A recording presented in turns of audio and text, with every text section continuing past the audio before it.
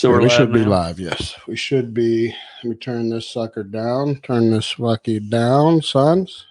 All right. I think we're there. Let's double check. Make sure there's no horse shit here that I do see us. I don't see me, but that's all right. I'm going to tag you ain't tagged me in shit. There it is, right there. The tag is official. Boom. Yeah. We're there, sons. I just tagged you.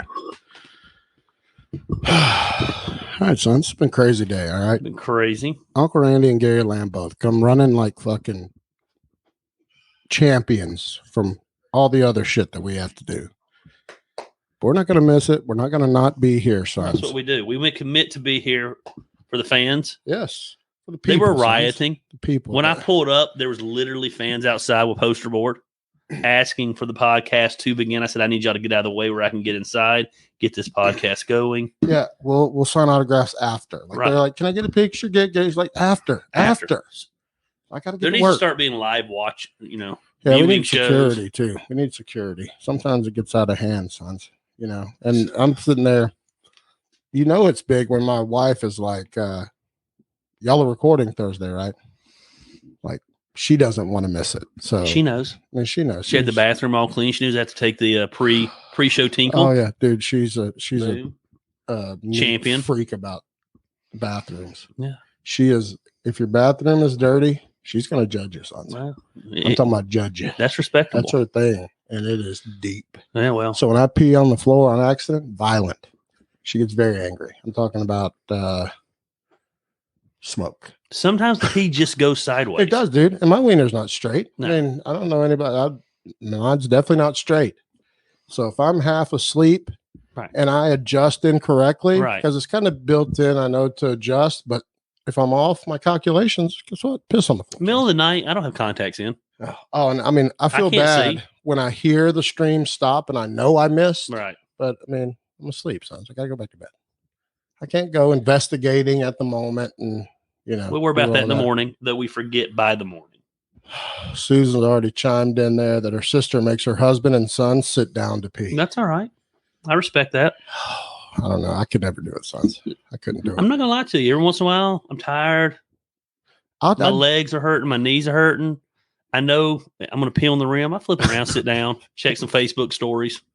You know what I mean? If I do that, sit there for a few minutes. If I sit down, I'm going to turn around and just drop a deuce by program. So you're just by program, your body automatically, the factory just goes into deuce making. That doesn't happen. 100%. If I sit, the gravity is going to hit. No, it's not happening here. And I'm going to. It's not happening here at all. Dude, do you ever do the saline rinses in your nose? No. So I do those every night. Okay. I've always, since I had my nose rebuilt. And it's a little squishy bottle. Okay. You rotate nostrils. You mix the saline and the distilled water. Don't use tap water, sons. Let me tell you something. Fucking burns. Always use distilled water. So everybody likes to talk about their baggage from their past. Yeah. So I didn't know my bio dad. I only have one memory of him. That was him holding me down and holding my nose. So we don't fuck with the nose. Christine knows don't touch the nose.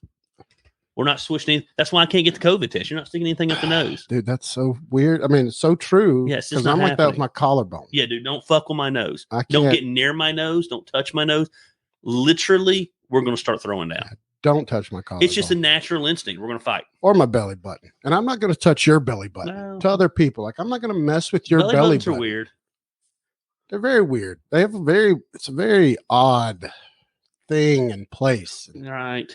But my collarbone, I broke it when I was young, and dude, I mean, I can't even touch it. Like it grosses me the fuck out. The nose part, I've tried to get Griffin and Brooke to try it, and they don't know how to not use their nose. Because to rinse it, you got to kind of turn it off. Right. You can't still be breathing. You'll fucking drown yourself. Right. You'll suck all the water. So I'm like, just breathe through your mouth. Forget you got a nose for a second. Right. Nobody can do it. Yeah, we're not fucking with the nose. But anyway, so my point is you do that, and for about an hour after you do it, you could just be sitting here, and you might see an ounce of water fall out of my nose. When I do cocaine, that happens sometimes. Lots of cocaine. So that's the first thing. Right. The big old cocaine block, big old champion. Susan gets it. She knows it's great during So what are we rocking about tonight? Because I'm in the zone. Last time was a little distracted, a little bit off the game. You liked the podcast. I liked the show. but I'm ready to bring the smoke. I'm ready to piss. We didn't piss anybody off last show, and that bothered me. No, we didn't, but I thought it was so great. I want to piss some people off this show. I want to call some people out. I want to threaten to drop some names if we need to drop some names. Sure. I want people to know that, listen, we run this fucking town, and we're going to say what we want to say, and we're going to do it how we want to do it. And if you don't like it, get the hell out, of our town. I agree. It's 100% that. But so we'll start off with this. So everybody knows about the Wiffle Ball tournament coming up, son. Listen, it's huge. The biggest Wiffle Ball tournament in the country. U.S. history. Yeah. And there's some shit on the line this time. Now Gary Lamb is affiliated with a team. And if you guys don't know Gary, this is Gary Lamb. I think most of you know him. You know how well he's going to handle it if his team gets put out in the first game and they're playing the other team that is favored. I thought that was convenient. Very convenient. I thought that was bullshit. I don't know how that would happen. Yeah. In a random draw. Let's eliminate them from the beginning. No, where the two best teams, we're going to see them go at it. If you want to watch a Wiffle Ball game, though, of that whole tournament, you better come watch that game. Well, it's like it's a good wrestling show. So here's where people fuck up the wrestling show. They put the worst matches first. Yeah. We put one of the best matches first, always. Oh, dude. You miss it. Sunday morning, I tell the band, I want one of the best songs first. Yeah. They miss it. They miss it. Yep. So come early. Watch the champions do what they do best. Win. That is going to be a game of as close to baseball as Wiffle Ball can be. And I'm just going to be over there on the mic. I don't got to play. I don't get my hands dirty. Yeah. I'm gonna be joking on people. Are you playing? Or are you going to be in the commentary booth? It depends on the Griffin situation when he's here. It's very possible I'll just let him play for me, and I'll just sit in the booth with you. Okay. Well, if he's playing, I'm going to need an ID check because I'm not buying full bearded, tan, bronze goddess as a teenager. Yeah. So it's not happening. Yeah. Who's the woman on your team? PD Brooke. Brooke can play. I did not see that on the thing. Yeah, she's definitely the player. Oh. Last year though, she couldn't move after. I've never seen her so sore. Dr. Terabula's got a team now. Yes. Yeah. I can't wait to see that. We play them. We're gonna smoke. I don't even know. They don't stand a chance. I feel bad. It makes me feel bad that when people that I do life with outside of this want to be part of that, because I have to crush them. And I'm like, is it going to affect my relationship down the road when I destroy Doc? I love Doc. Doc's a good man. I like his son. His son's been coming to action lately. Owns a concrete company here in town. Hustler, worker, good dude. But I'm like, after I beat them in Wiffle Ball and they go out in the first round, are they just going to sit in the corner and suck their thumb because they got dominated? You see that comment there from your father-in-law, sir? He's just bitter right now. I took half his team. I understand. And you know what? I didn't even intentionally take half his team. That's just what winners do. We win. Yeah.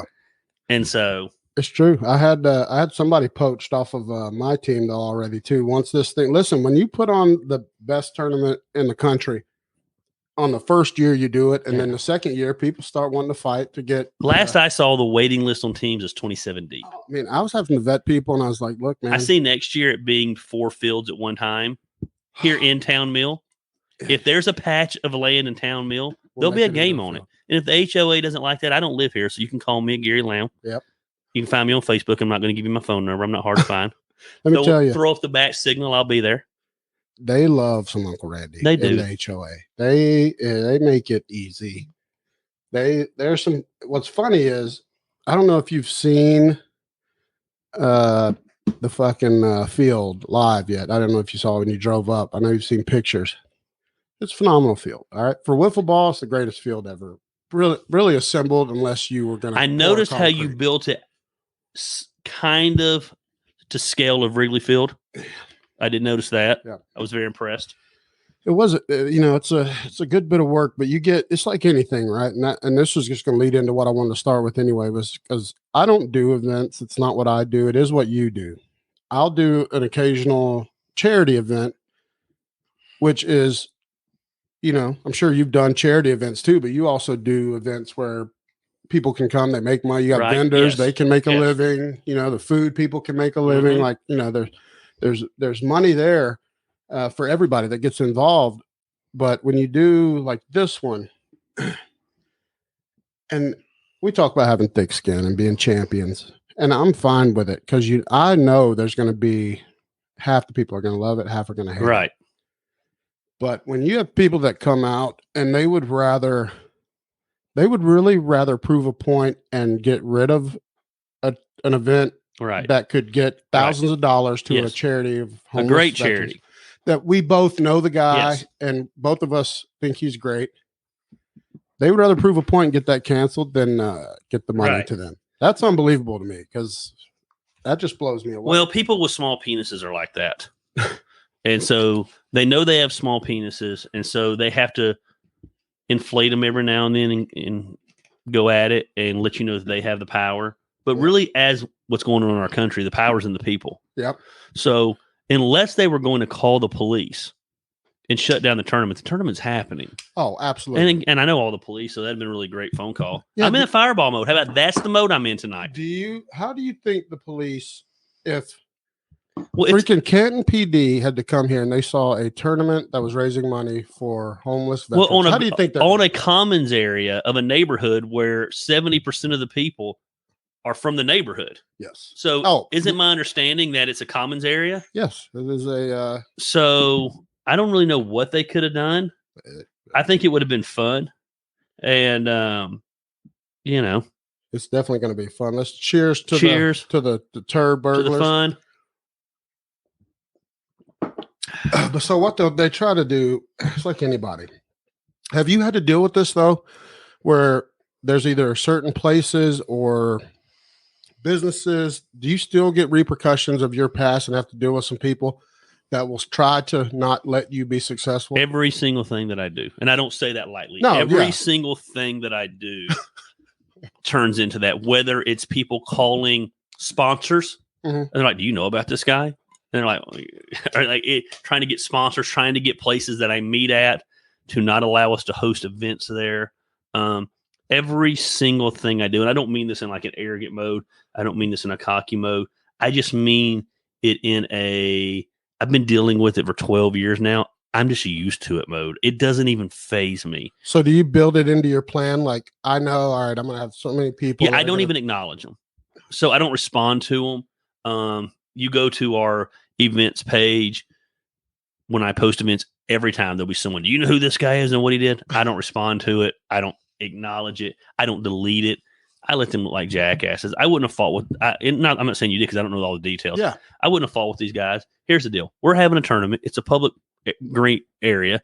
If you have a problem with it, come shut us down. Show up and do it. We're doing it. And so then I would have made sure that when they tried to shut me down, that I was on Facebook Live, and every one of their names would have been broadcast all over the community, and I would have let everyone know how closed-minded, small penis, and what a piece of shit they were for trying to shut me down over something so petty. Oh yeah, something so petty as a grass field in a neighborhood. Yeah. Well, I had a interview lined up I was going to do with a local Fox affiliate. Yes. Without hesitation. Right. And I would have pulled the trigger on that. And it's not even that you're looking for a fight. People think, I don't. They say you're looking for. I say, I'm not looking for a fight. They're looking for the fight. I'm not trying to find a fight. I'm not trying to do anything. Yeah, I got more shit to do, but no, I mean, I definitely, it's going to happen. It's a done deal. We're playing. We're going to name a national champion. Yes. We're going to play it out. We've got 8 very professional softball / wiffle ball championship grade teams. They're going to go at it head to head, a single elimination, and we're going to boom. We're going to plow through it. We're going to start at 10. Guess what we're going to start with, sons? If this offends you, quit watching now. We're going to start with the national anthem, son, live. There we go. If you don't like that shit, guess what? You're fired. Right. Don't come. Don't come. Simple. If you can't face the flag and take your hat off for a second, sons, get the fuck out. That's just flat out.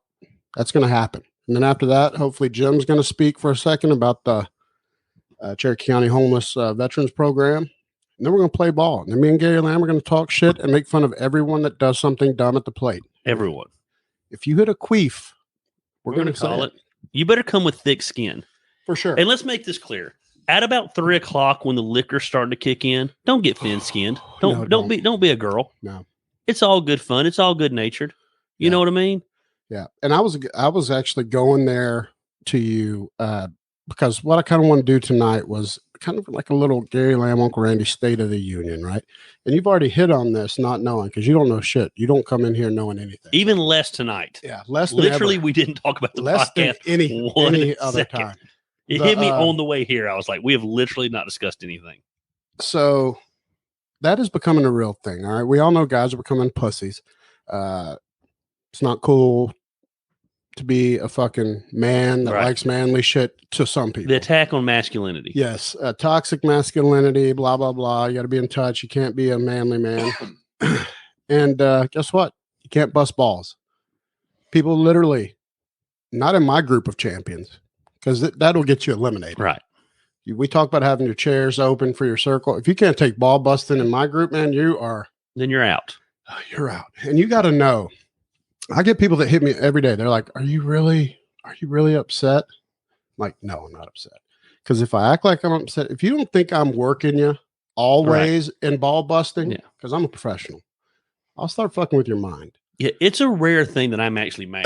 People think I'm mad. I'm like, I'm not mad. People ask me all the time. And I'm like, you're I'm mad. Laughing. You're mad. I'm not mad at all. I'm so engaged and laughing that I love this. I was sitting here bored, decided to throw something on Facebook to fire you up. Yes. I'm not mad. No. I don't care. Because at the end of the day, here's my opinion. I don't care if you like it or not.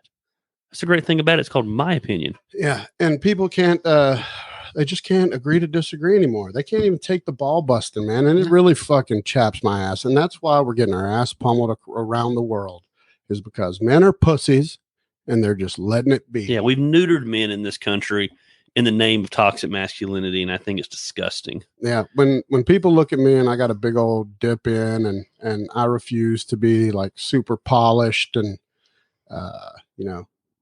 whatever, super formal. It's just not my way.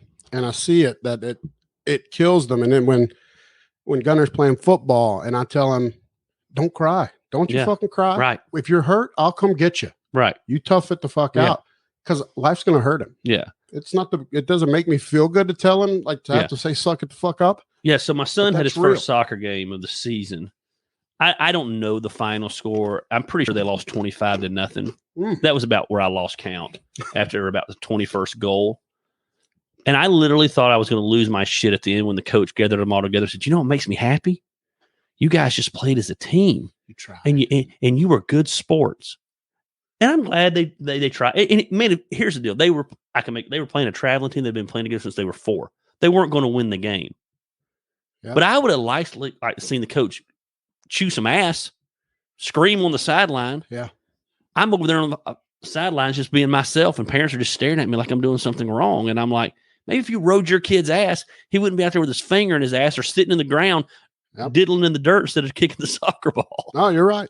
I had our very first game. Gunner was he's our fullback, and my rule, my oldest will tell you this in football, is we don't dance. We don't go east west. Yes. We go north south. Yes. In this family, we fall forward. Mm-hmm. If it's a yard, it's a yard, but it's not going to be a negative. You're going to be negative 2 yards. Right. Then don't come home for supper. Right. We don't dance.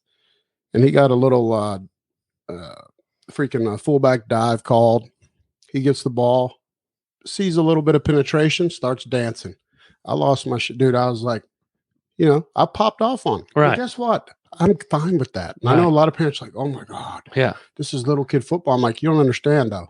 This is a coachable moment. You're laying the foundation now. Absolutely. And people don't do that anymore because they're afraid like, oh, I don't want to upset. I don't want to encroach on my kid's personal space. So the first year my son ever played baseball, I got into a fight with some parents, literally a screaming match. The problem was the parents were on the same team as us because their son didn't feel like leaving the dugout and going onto the field. He just wanted to sit there and we were going to have to forfeit the game. And they were over there negotiating with him. Yeah.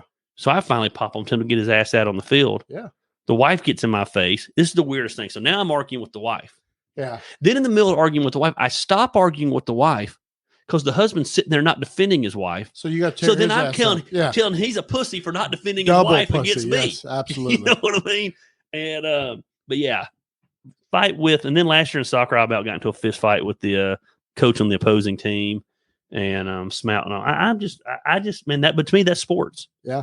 I mean, I love the kids. It is, you want games to be fun. Yes. And for them to have a good time. To learn. But if you just out there for them to have fun, right, you're missing the ability to teach them through sport, which is what sports did for me. I think you just hit the key word. I don't care if my kid loses every game. I legitimately, to me, and that's what people miss. It's not about winning and losing to me.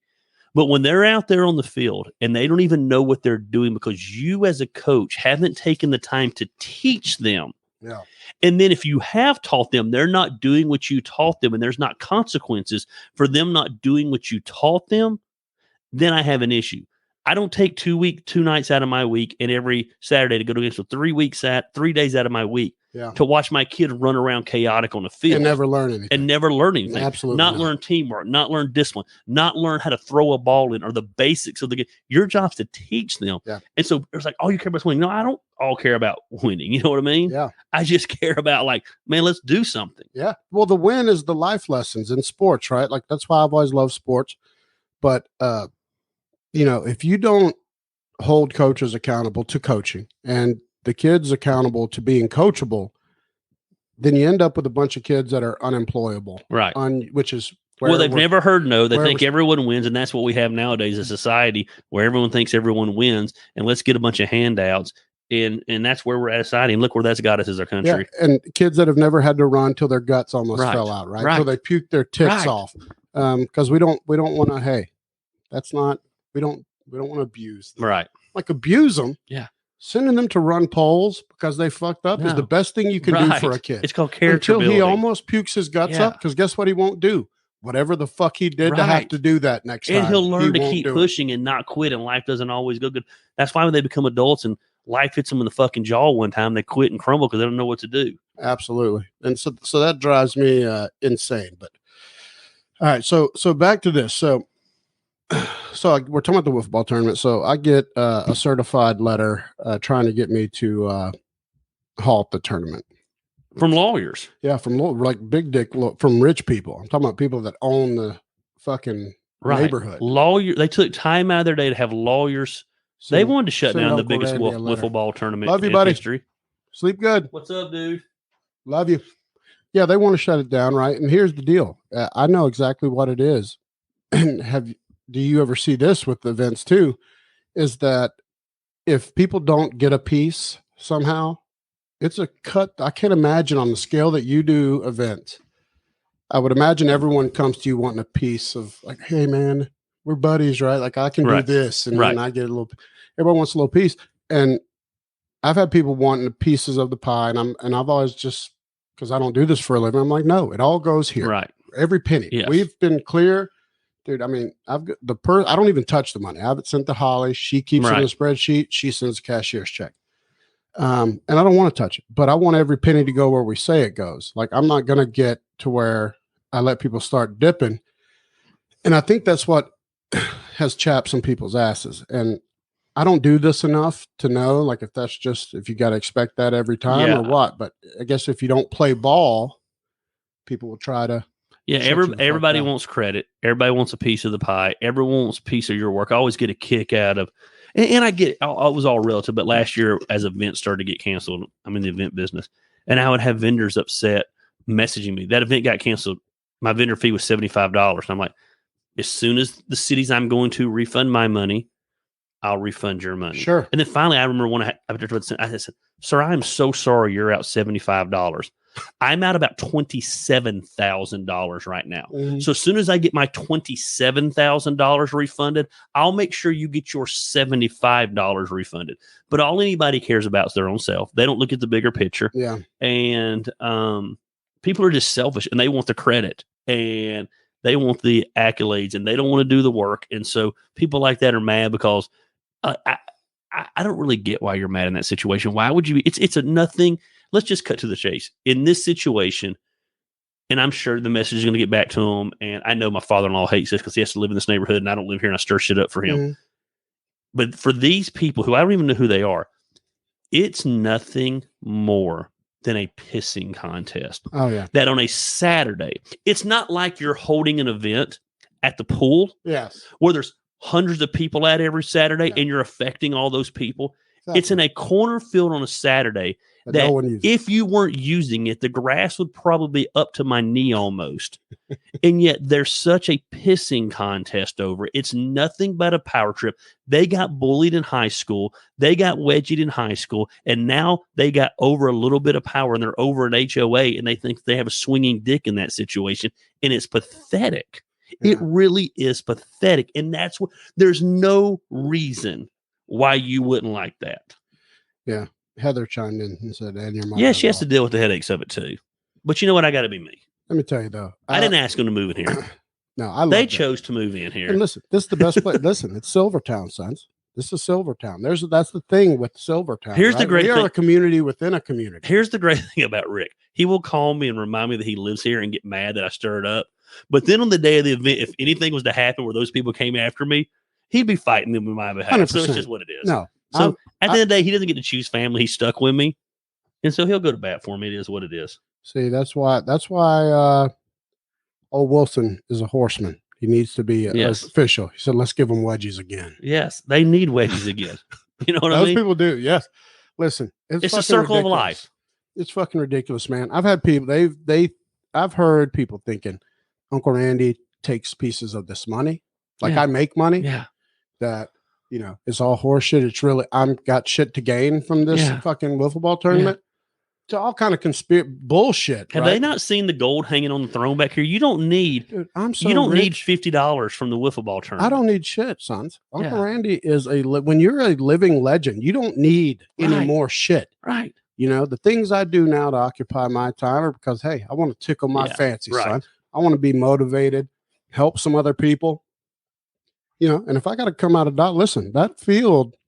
Dude, I don't mind. I've put more hours into because I win. So here's what I tell people all the time. Good. What they don't realize is not only do you not, and I don't even know this. Let me make this. I just done enough events and I've done enough events for charity. Mm-hmm. Not only do you not make any money on this event, it probably costs you. I guarantee you when it's all said and done, let's hope Brooke's not listening, you'll come out between $700 and $1,000 out of your pocket between signing up the team, paying for the field, paying for this to be done, that to be done.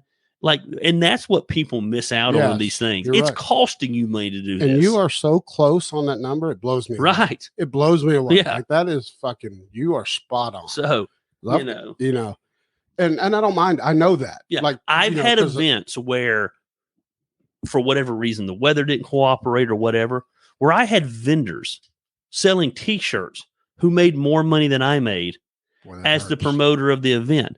I've had situations where we made nothing, but you know what? The bands got paid and the production crews got paid. And you know how they got paid? They got paid because luckily the week before I had another festival that made money. And now it didn't make money because I had to use it to pay for this festival. And you're robbing Peter to pay Paul. And that's what people miss out on. It's funny to me when an event doesn't go like I planned and vendors get mad. I'm thinking, do you think I'm fucking happy about it?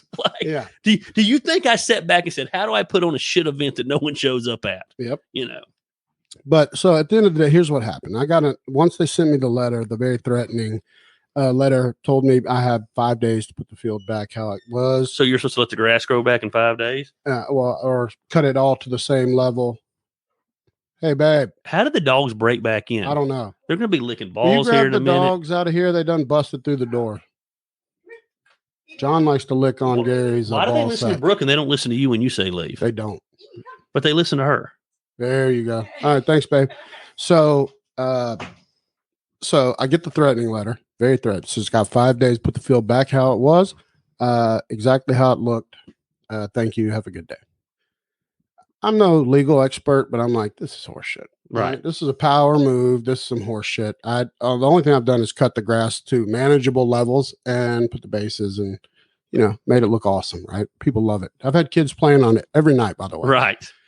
No one touches that field until that's done. Right. They don't play on it, but now they are. And so I'm like, fuck, man. All right, cool. And I know it's still going to go on, but amongst the community, I'm like, you know what? Canceling the ship. Canceling it. You know why I do that? Yeah, to get them fired up. Let the tribe go to work. And I'm not saying that maybe that's right or wrong. And we've talked about that. I think that's part of the equity you build with a tribe, right? Like if you let them fight your battles, they will help you fight. They expect for you to fight the battle. Yeah. And they'll fight for you. Listen, if you do your people right, and you're straight up with them, they will absolutely fight with it. So Goat here, who's Joe Boo needs a refill. This is him here, the perfect picture. He's the one that goes on the Facebook page and like, these people are fucking Nazi Germany. They hate America. And they get that and they're like, dude, holy shit, this is the worst absolute PR it could be on planet Earth. The power of the people and power of the people on social media is amazing. They're like, oh, we don't want to look like people that don't love veterans. But yeah, you do. You just didn't want to get exposed for it. You sure did. You didn't have a problem. Right. If this would have if I'd have just went away. Right. Like you'd been totally happy with that. Right. You would still sleep well knowing you knew that it was $5,000 was not going to go to this program. But so anyway, within 3 hours, got a reversal, got a new letter. It says, after reconsidering, we've decided to proceed and allow you to have the event. And thank you. So after thinking about it, we've decided to allow you who lives in the neighborhood and pays HOA fees to use the community field that anybody else can use at any other time they want to. Yes. Yeah. I mean, that's no bullshit, sons. I was thinking, and I was about to reach out to you about this because I know you know more people than I know. And I was this close to being like, Gary, you know anybody that I can get an interview with? And then I remembered I have a buddy with Fox. Yeah. And I was like, hey, I might need you. Yes. And he was like, if you do, let me know. We'll run this. So I was going to straight up go. I had no problem going on camera then. See, my brother-in-law, Brandon's on here commenting, and I feel like he's commenting agreeing with us, but I feel like it's just buttering us up for me not to crush his team in the Wiffle Ball tournament. And so I'm not respecting that game right now. I love him, but on that weekend, he's the enemy. And I think he's on Heather's team. I think Rick quit, and now Heather has a team. Is that correct? Is it Heather's team or Rick's team? I think Heather is the player coach. Okay, player coach. Yeah, I think she's like Pete Rose. Because you can have 5, right. You can play 4. And then she has 5. Brandon and John. Yeah, she's got Brandon, John, and then the Honchos. Right. Mike Honcho and Mrs. Honcho. Yeah. So they're going to lose. On their team. Well, she has John, right? John, yes. Yes. Yeah. Had to bring the Army vet back. Muscle. He's going to lose. Oh, yeah. This ain't Afghanistan. Look at this. He's going to lose, okay? You see, Rick Cope, that's what I love about Rick. He just got to give it. This is straight. He's absolutely right. 100%. Exclusive doesn't like you. You know why, Rick? Because I don't make them any money, and I'm not interested in fucking serving on their boards or their fake committees where they use me to get shit done, but I have no power. Not interested. Right. Not interested at all. I don't do the neighborhood HOA politics. No. I have no interest in that. So I'm not running for anything. Why is there politics in an HOA? It blows me away. I don't know. There's a lot. Here's the deal. Cut the grass. No one makes any money. And they fight like they're cut the grass, pay the people to make sure the pool's running. That's it. Make sure no one's painting their house neon pink. Yeah. And let's call it good. Yeah. Yeah. Nobody's got a junk pile of fucking Sanford and Son shit in their yard. Right. It's pretty basic. I'm not an anti-HOA guy. We have a pretty good one in my neighborhood. Yeah. But I'd lived there for 2 months, and they had a secret meeting where they asked, apparently, did this Gary Lamb guy think that he just runs the world? It's his world, and we're living in it. And I was like, yes, we are. Yes, you are. Yes, I'll allow you to have your secret meeting. Doo-doo, your hat, your shirts are here right now. 14 shirts are here right now waiting for you to pick them up. The best thing you ever did was when you said, when a grown man named Doo-doo hits you up for a shitload of shirts, you make them. You start printing. A grown man named Doo-doo. People didn't know how to take it. The people that don't know Doo-doo were like, is this real? There's really a person named Doo-doo? Yes, there is. I'm gonna lie. This is Doo-doo right here. Doo-doo starts messaging me. I'm not gonna lie. I'm in a bubble bath. I've got candles going. I'm a bath man. I'm not afraid to admit that. He's messaging me, talking about shirts, says he wants to order a shirt or two. I'm like, cool, order some shirts. Next thing I know, 14 shirts later, I'm like, boom, that's what I do. In the bubble bath with candles going, I'm making money. All right. And I'm getting the message out of fuck you, Biden at the same time. Oh my God. Listen, this is, dude, I love it.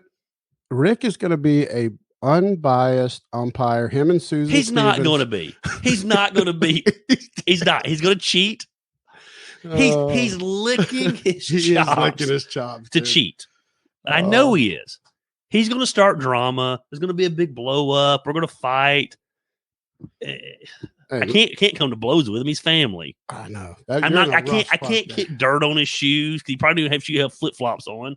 Listen, you know what I mean? It's just going to be horrible. Luke here, powerful Luke, who I coach. We have the 2 different teams. I coach one, he coaches one. Let me just give a shout out to this guy though.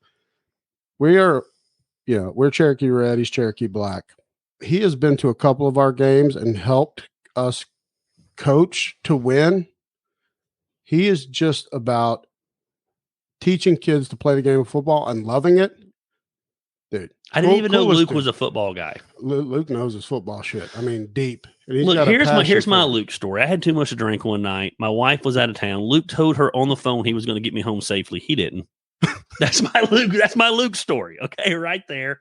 Yes. The wife right here says Rick has been kicked out of every game she ever played in. I believe that. Yes. Last year, Rick sat silent and deadly in his golf cart judging his team. Yes. And I was like, man, these boys fuck off. That thing, Rick might shoot. Yeah. Rick might shoot, motherfucker. Right.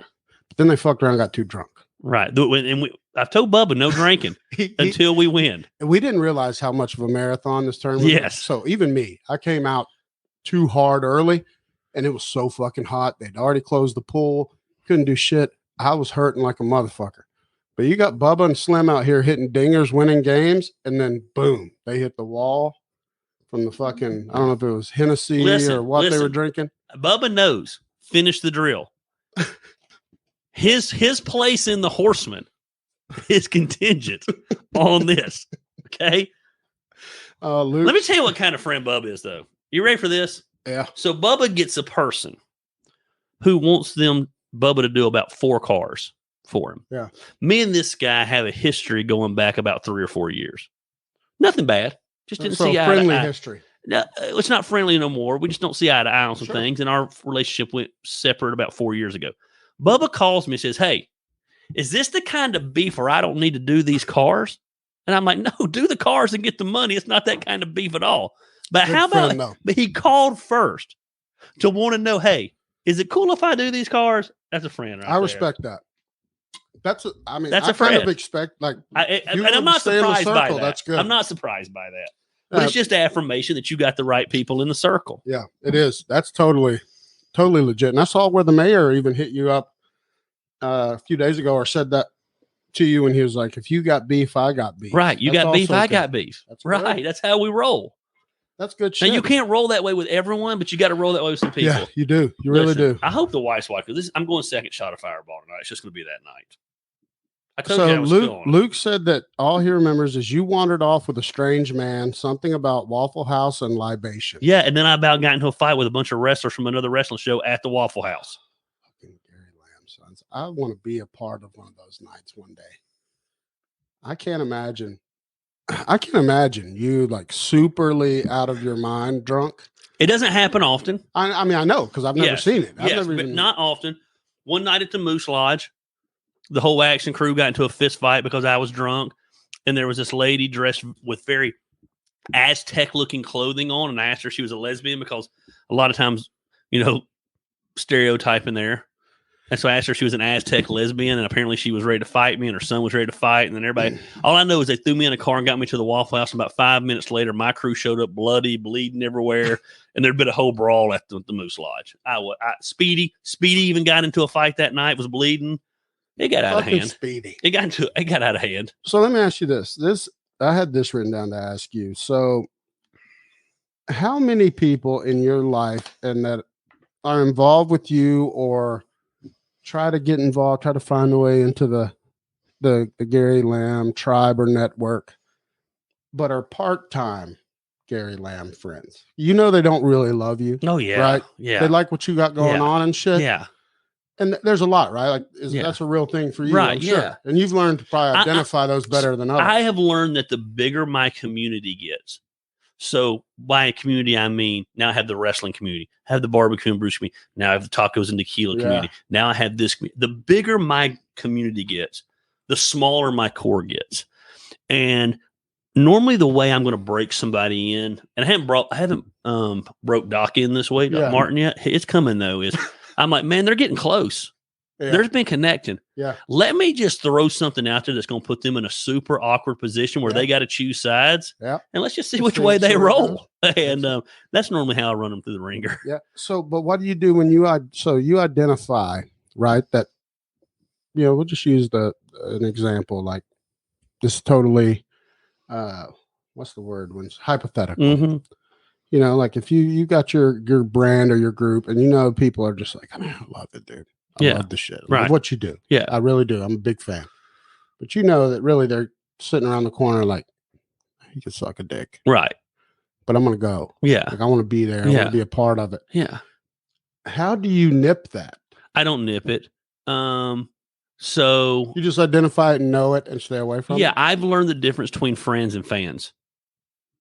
So that's a great point. Write that down. So let them be fans. And fans will be there while you're winning, and they'll boo you when you're losing. Sure. Cool. Be a fan. Yeah. I'm going to hold you at arm's length. Yeah. It's nothing personal. At every event I'm at, I see people that I'm like, that person's talked so much shit about me. Oh, yeah. Yeah. I almost delight in the fact that they're there to know, like, you know what? Yet you still came. You're a fan. Yeah. You're still keeping up with me. I know who that is to that fake Facebook account. You're a fan. You know what I mean? You're one of my biggest fans. So be a fan. Yeah. But you're not going to be a friend. Yeah. And so me and Christina have been talking a lot lately about that word friend mm-hmm. and what it means to be a friend. Yeah. And friends come and go. I hate that for seasons of life. Sure. And not always in a bad way. I have people that were in my life 10 years ago that aren't in my life today, not because we had a falling out. Yeah, it just doesn't work. Man, life just happened and we went in different directions. You know what I mean? Yep. And so, you know, that's just how it goes sometimes. Yeah, I mean, it's you know, this is a good this is just stuff I'm bouncing off you because kind of where I'm going through, right? Like as my stuff's gotten, I've met more people, our friends and our tribes have intersected. We've got, you know, both, you know, like I've met so many cool people. And I just started, I don't know what it is. And I guess it's because it's wiffle ball. When there's something big, they really, you start identifying it, right? It's fucking, I'm like, man, there's a lot of these motherfuckers I know that really think I'm a sack of shit, right? Or would sabotage me in a second. Right. They'll be there or they'll want to be there. I guess, again, I wish I had something to tell you. I just don't care. I've just grown to not care. I think the fact that I moved here 15 years ago and what I was doing at that time had never been done. Yeah. And I'm just so used to critics and so used to criticism that it doesn't affect me anymore. Mm. It's taken my wife probably 8 years. It doesn't affect her now. She's used to it. You know what I mean? She still gets defensive over me, but in the early days, man, she was ready to fight everybody. I said, you can't fight everybody. Like, who cares? They hate us. Who cares? I don't give a shit. Yeah. I know that's they're the miserable people. You know what I mean? That's the way to. And I'm not going to not go to some place because they're there. I'm not going to avoid them because they're there. Man, you be awkward. If you're uncomfortable, you leave. I ain't leaving. I ain't changing my life for you. Yeah. And I feel that way on Facebook. Like, hit the unfriend button. Man, you're not going to hurt my feelings. You know, hit the unfriend button if you don't want to see what's open there. Up some slots on your right. Group, you know, Exactly. I'm at the 5,000 friend limit. Yep. Free up some spots. I talked about mental illness today. I needed to free up about 50 spots. I knew it would do it. Yeah. All right. So check this. I want to throw in a listener question here. This one's actually pretty funny. Just kind of mix it up on us. I'm going to let you go first. All right.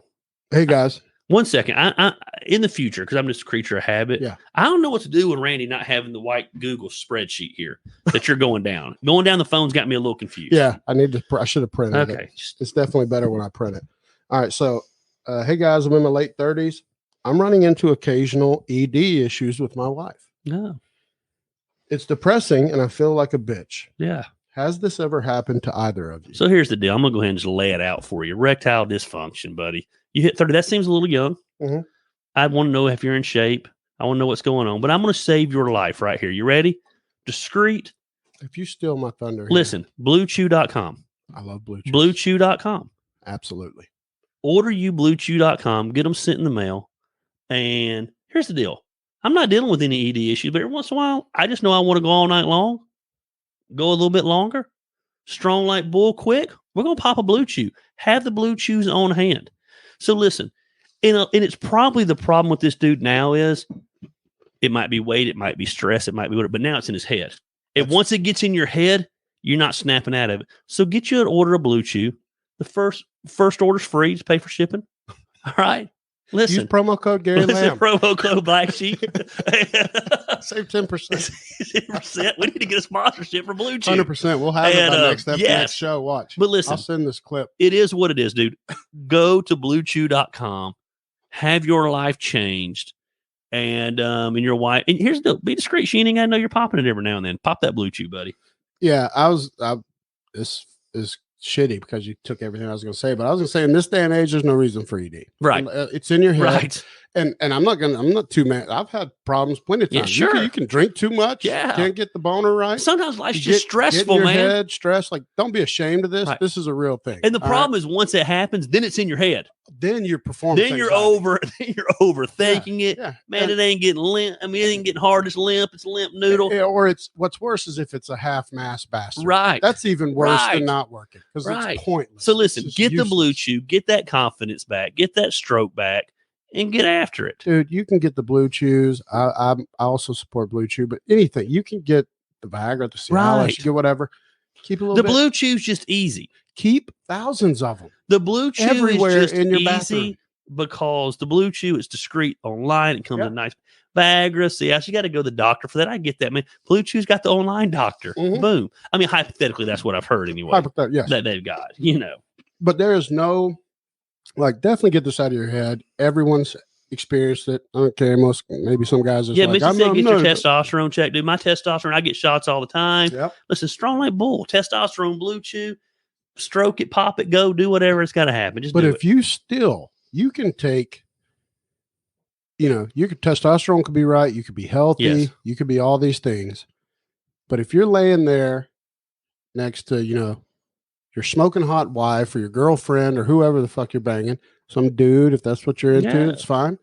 And you start thinking about that boner not happening. Yes. Guess what's not going to happen? There's going to be no boner. Yes. It is that sensitive. The penis is that fickle. Right. I know I've outsmarted. I have overly fucked my own penis. The older you get, listen, we ain't just strong like bull instantly. Okay. I tell the wife, listen, I'm not a machine. All right. Yes. I married someone 10 years younger than me. Every once in a while I say, listen, I'm like the woman in the relationship. Yes. Okay. Yes. I need some ear nibbling, some neck kissing. You need some slow music. Some slow music. Candles, some candles. You already talked about some roses in the bed. I'm just not a machine. You know what I mean? Honey, throw me one of my little gummy things over there. They'll Blue Chew. Yeah. It's fine. I was wondering why when Christine made me this baked potato one time, it had like this blue she told me it was a blue sea salt. I didn't know what it was, but I think it was a crushed Blue Chew over the top. Yeah. And that's part of, to this guy, I want to tell you, this is a great question. I'm glad you asked it. It shouldn't be a fucking thing. Right. Guys want to be all hard and tough. Yeah, my dick works. No. Shut up. It's happened to everybody, dude. It's totally normal. And like Gary said, the second that when it gets at its worst is once you acknowledge it in your head. Woo! That's the worst. Which is why if you keep a supply, you're like, guess what? Hey, little Dickie, you don't want to work? But I'm going to force you to work. I'm going to make it happen. That's right. I'm going to lower the blood pressure. And here's what you need to know. The Blue Chew is not for you. It's for her. Because once the Blue Chew happens, you're strong like bull. You ain't getting off for about 2 hours. Sure. So she's going to be done. Yes, absolutely. But it don't matter. But the mojo is back. The mojo is back then. Absolutely. So listen, whoever this guy was, man, bluechew.com, tell him Gary sent you. Yeah, absolutely. Man, the phone is going crazy. Yeah, I don't. Fans. Is that mine?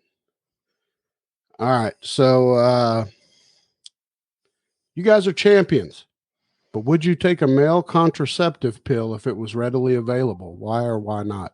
Well, I'm married and my wife can't have children, so no, I would not. I wouldn't anyway. And I know I'm going to sound like a male chauvinist bastard, but fuck all that, sons. I'm not going to take no fucking birth control pill. All right. Listen, I'm an animal, sons. Yeah. Now, if I'm single, I'm going to get snipped immediately. Well, if you've got something to protect, right. And you don't want to get, I'm not looking for little lambs all over town. I'm waiting for the one I got to turn 18 and get out. No. And see, because I made this deal, me and Brooke made a deal where once we hit 40, no more kids. Right. I was going to go get snipped. And then we turned 40 and I was like, oh, this is bullshit. Right. I'm not going to snip. Yeah. Because she's like, I'm off the birth control. I'm like, yeah. Throwing shit to the wind. So there could be another unk coming. She would love that. Oh, Lord. She would love that. She's all about that. Oh. And it took a few years to have Gunner. There was no goalie in the net then either. Yeah. So who knows? Possible. So it could be another unk coming soon. Could be. Third, Boom, exclusive. I think the world's not ready, though. Listen, my boys are so dominant already. The Lord's not letting it happen right now. He knows the world couldn't handle it. I feel bad, when Gunner's running the rock, right? And these kids are falling off of him and he's stiff arming them in their face. And they're like, Mommy. And he's like, bitch, be better. Right. Better at football. Here, I'll sack you. Right. I'll tackle you. Listen, it's a game, but I'm going to be the best. Right. That's what I love. All right. So, Let's see. You know what's amazing is we didn't even push one time this month to send questions. No, they just knew. Yeah, well, there's actually a shitload. We kind of got a backlog. God, these are fucking. Just throw them out there. Let's go. Hot shot. Boom. Where does sex rank in importance for a marriage or a relationship? Top 3. Yeah, I put it in top 2. Yeah, it's important. It's highly important. If it gets weaponized, everybody's fired. Yeah, it's important, and it never doesn't not get important. And anybody that says it's not about that anymore, it's just someone who's not getting it. And it is vitally important. That intimacy, that connection.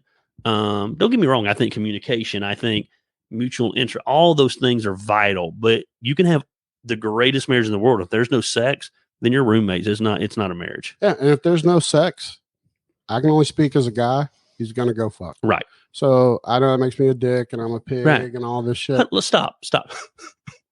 Which is if there's no sex, she's gonna go find sex. Sure. Eventually, we will. So let me just go on a rampage for a minute. My wife knows where I'm about to go with this. All right, hang on. Let me pour me. I am sick and tired of people acting like men are pigs. I am going to get one of these little microphones. The next time my wife goes to the winery with all her girlfriends, you know what I mean? It's funny. So we'll bring a couple female wrestlers in, and all the men are pigs, so they're gawking at them.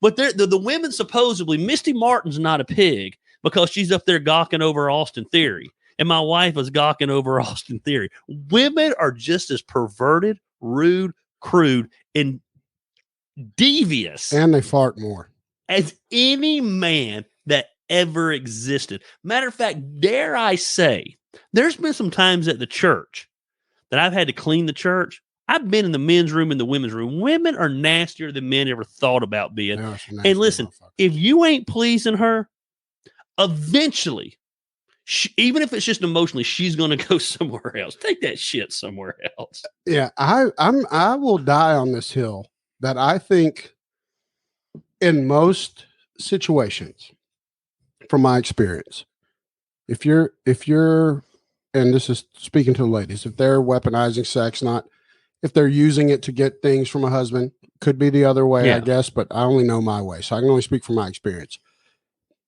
The husband's going to fuck way before the woman. I think the women will. Yeah. It absolutely is. There are savages. Hollywood would go, society would go crazy if Magic Mary came out. But boy, we can have Magic Mike. My wife's sneaking freaking Five Guys and French fries and hamburgers into the movie theater to watch Channing Tatum swing his dong all around. Yep. Get the hell out of here. Yeah, we definitely couldn't go to Magic Mary. No. We would never be allowed. If I said, "Hey, Magic Mary's out, I'm taking the boys and we're going to watch Vegas. We're going to watch titties flop all over the place," it's not going to happen. Disgusting. It's not going to happen. Rick Cope does love some titties, though. So. He is a tit. Before now, he only loves one set of titties. Yeah, let's not get him in trouble. I'm not going to lie. I mean, I think he still loves them, but yes, he loves one set, which he outkicked his coverage so far that he did good. It's unreal. Right. We've all outkicked our coverage. I think she has bad eyes. She's not very possibly blind, snow blindness, something. But still, yeah. So he does love titties. He's a titty man. He is, and see, I'm an ass man. Yeah, see, I'm a titty and ass. Both. I'm a titty. I'm tits, ass, face, right? Yeah, everything. No, You want the right answer? Here's the deal. I'm a Christine man. How about that? There you go, brother. Listen. She just commented. Hold on, what'd she say? She said she would have still beat you to the theater for Magic Mary. They would go see it too. That's why we couldn't go see it. Keeper. But that's why we couldn't go too, because they're going to go see that too. Right. Fucking, we get fucked everywhere. So let's talk about something else here. Cool. So hold on. Let's talk about something else. Curveball. You ready for this discussion? Yes, I am.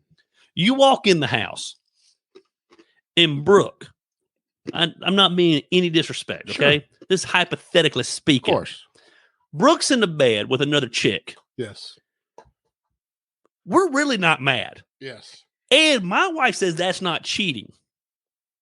So I'm like, okay. I said, so you walk in the bedroom and I'm in there banging Uncle Randy. Am I cheating? Yeah. And what'd you say? That's gross. See, women have it great every which way they want to go, man. And men are just having it sucky. And she's right in a way. Like that's crazy. But Right. That is a mindful. But there's so many of those instances where now women just get away with murder. They can bend the rules nonstop. Listen, I get it. Women had a tough road for a while. Right. They couldn't vote and shit, whatever. They were second class. That sucks. But now we are getting our asses beat. Right. There is nothing worse right now in this country than being a white man. How about, let me just say, no, stop. White man. A white man. Oh, you're the lowest form there is. Yeah. And I mean, it's true. That's just true. Yeah. Like, I don't want people to get especially a white, right-leaning man. Oh, yeah. Like, if you're not gay. Right. Or half black or Latino or something. Yeah. Dude, we screwed everybody over. When your resume just says average white dude. Right. You are fucked. Right. Average size penis. Average dude, average income, average home, balding, thinning hairline. We're screwed. Dude, you got absolutely nothing. Rick Cope is a savage. This is why he's a savage. Not even reading it out loud. That's fucking Rick Cope. That's white. That gets you canceled right there. That's cancel culture right there. Rick Cope gives zero shit. Right. Okay. He's never given a flying fuck at all. Oh, that's funny.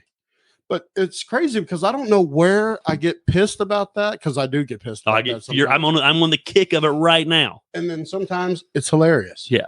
Because a lot of guys, they allow that to perpetuate, which is why I don't apologize for the shit that I am masculine about, the way that I choose to raise my boys. Yes. That I don't think it's bad to tell them to suck it the fuck up. Right. Yeah. My ex-wife called tonight. She doesn't call me. She calls Christine. Because my son was apparently wanting to go do what Christine was going to do tomorrow night instead of going to the wrestling show with me. Yep. Which I don't give two shits what he wants to do. But be a man and tell us what you want to do. Well, he doesn't want to hurt his dad's feelings. I said, he ain't going to hurt my fucking feelings. Like, tell him to be a man, call and say, hey, I'd rather go to mom to the football game than to wrestling. But, my ex-wife has to psychoanalyze the whole situation. Yeah. And tap into his feelings and talk about, well, you need to express your feelings. No, just fucking call and say it's not about feelings. Just call and say, here's what you want to do, son. Be a fucking man and say what you want to do. We don't care what you do. This is a great point. And folks with the pen and paper, you need to write this shit down. All right. There's a nugget in there that is life-changing. And too many pussies don't live by it anymore. And it is. I've had this question on Married AF before. Somebody wrote in, they were saying that they didn't feel like they needed to go and ask their fiance's father for the wife's hand in marriage, because that perpetuates the patriarchy. No. Like, so he's like a feminist guy. Right. He was like, I don't need to do that because that perpetuates. And I was like, you know what? You're a fucking pussy. And here's why. Right. Because we do everything we can now to protect people from a difficult conversation. That's what that tradition is about. Right. It's about facing a difficult conversation when you're a young man and you got to go look at a dude and look him in the face and say, guess what? I'm going to fuck your daughter for the rest of my life. And it doesn't even matter if it's the first time. I took Rick Cope to Keithsburg Cafe. Hold on, stop for a minute. Less than 90 days after I had been dating his daughter. Yes. Fed him, made sure I paid. Yep. Champion. This is great. And said, hey, BTW. By the way. You cool. Yeah. That's great. Absolutely. I could even got away with that and said it was her second marriage. Yeah. So it wasn't my first marriage. Yes. But it was the right thing to do. And I wanted him to be able to respect me. And I wanted him to know that I went to him because I respect him. Yep. You know what I mean? No, I love the fact because we didn't know. We've never shared this story. So I didn't know if you did that or not. Of course. I made it a point. I took Griffin with me. Yes. When I went and asked Brooks' dad. Right. Who was one of the smartest men I've ever met. Very intimidating. Right. Mentally. Right. He's very smart. His vocabulary is perfect. Right. He's very intimidating to talk to. Everything's proper. He's a champion. Went to VMI. Just an awesome dude. And Griffin was asking me because he was like, I think he was fucking 8 or 9 at the time. And he was like, why do you got to go ask her dad? Aren't y'all grown-ups? And I was like, you do it. It's tradition. Right. And I hate the fact that people think tradition means it goes away. Like we don't need traditions, horse bullshit. There's something to tradition. Yeah. It makes life tolerable. Yeah. It's like dreams. Here's the deal. I was pastoring and me and Christine were already living together. Yeah. So we had a kid together before we were married. We were living together. We were total sinners. So I'm just saying we were living together and I still asked. Yeah. Because it's the right thing to do. So were we. But I took Griffin and I felt like that was one of these coachable moments where I wanted him to see But I expect that from him. Right. You know, I would have taken Gunner, but he was right. a year. He wasn't. Right. But so I went and I talked to him, and I remember I was talking to him, and Brooke's mother, who was very exuberant, comes running down the stairs and is like, I'm going to be a part of this shit too. Very dominant woman, champion. Mm-hmm. So she comes down. So now I got both of them. And when we left, Griffin was like, man, that was tough. I was like, that's the point of it. Right. Right. Is that you're showing this father. And if I had a daughter, you better come ask my permission. Right. Because I want to see you got the sack. Right. Because if you look me in the face, you ask for her hand, that's all cool and everything. Yeah. But what I'm going to be like is, fucking kid, he's at least got the balls to come and look me in the face. Christine has an expression she uses all the time: closed mouths don't get fed. And what she means is, we'll be out at the store and Emily will say, hey, can I get a drink? Of course you can go grab it. We don't then turn around to Luke and say, you want a drink too, buddy? No, motherfucker, you want a drink? Ask for one. Sure. Closed mouths don't get... 100%. So closed mouth, if you want something, you ask. Closed mouths don't get fed. Yeah. And another, since we're on this tirade, and this is where I wanted to go, since we were talking about the kind of the state of the union of being a man, there's a whole movement. I don't know if you've heard it. I'm sure you have. You got your ear to the grindstone on social media. You're savvy. There's a large movement of people that want to do away with Father's Day. Of course, which I don't understand. Shouldn't be there. No, don't deserve it. Right, sons. We don't deserve a fucking day. Garbage. We already cook our own food on that day. We got to grill our own food. Guess what happens on Father's Day more than I see Happy Father's Day? Yeah. I see, hey, here's to the moms that are mom and dad. It's not more than I see the here's we to the dad. We have minimized dads. We have cut dads out of life. Phased them out. And we're seeing the repercussions. Boom. I don't even need to make an argument. We're seeing the repercussions of dads not being in their kids' lives. Yep. It fucking kills me. So, and that's another hill I will die on, because just because we don't do it the same way, and this is no knock on women. I love women. Moms, what a fucking job. And let me tell you this, if you're a stay-at-home mom, that's the hardest job in America. Of course it is. I can't be at home with these kids all day long for more than 2 days where I'm like, fuck this. I'm going to go find next week's fall break, and it's our week to have Luke. I was like, motherfucker, it fell in our week. I'm going to go find some work. All right, I got shit to do. So I got nothing but love for the fucking moms, stay-at-home moms, and I would never say take their day away. But because we've beaten and we've minimized being a dad to the sitcom idiot, right? That can't feed the kids. If we were left with the kids, the whole house would go up in flames and shit. Like they wouldn't be fed. Right. And that shit we've made a has mock. Worked. If you don't think that what we put through our eye canal goes into our brain canal, you just nailed it right there.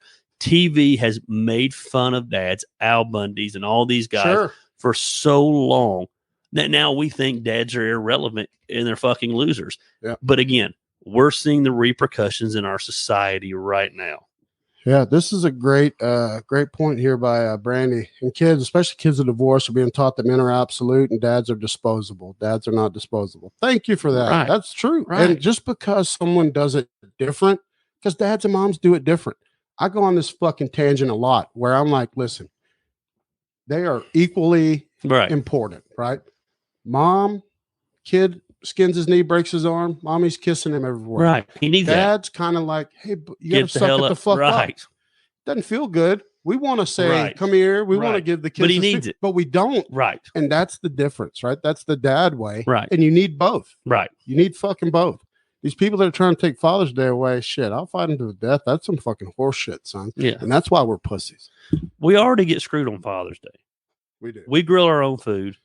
We do, you know what I mean? It's like moms get taken out, take care of it. 100%. I still end up after work on Father's Day. Shit. And see, I'm in our relationship, me and Brooke, I'm the woman as far as like I'm the gift giver. Yes. Like, I do it up. Like, yes. And my thing, every shoe Brooke has, because I'm a shoe guy. I know you are too. Yeah. I buy her cool shoes. Right. She got the best shoe collection for women I've ever seen. Yeah, right. I buy her all the cool ass kicks. And I love to do that. That's just kind of my thing. So I'm the more of like the thoughtful gift giver, where they pretend like the dads are, that goes back and forth, son. I'm the woman in the relationship in that part. I'm also the more high maintenance. Oh yeah, I'm definitely the high maintenance. I'm the woman in my whole relationship. 100%. Yeah. I'll still fight you, son. Yeah. But don't make that fucker. Yeah. I'm not a fucking uncle's no bitch, goddamn. But listen, I'm definitely high maintenance, dude. And I give that respect to my wife. She's totally sure. All right, here's a great question. I'm gonna let you go first and get all this smoke with the listeners and the viewers.